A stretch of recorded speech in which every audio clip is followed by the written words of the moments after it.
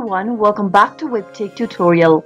In today's video, I'm going to show you how to log in to Ikano online banking account. Watch the video till the end and don't forget to subscribe to our channel by hitting that subscribe button.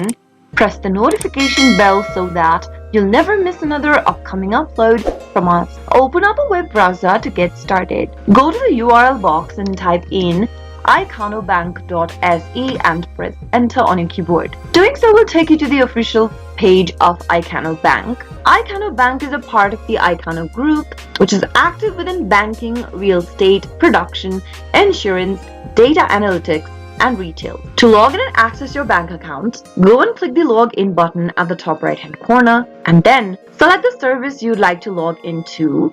To log into your bank account, you can choose this Ikano options at the very top, which will take you to your account to manage savings account, personal loans, mortgages, and credit cards. And now, scan this QR code from your Bank ID Security application or click on the Launch the Bank ID Security app option and follow the instructions till the end, fill in your credentials correct, and you'll be able to log in and access your Ikano online banking account.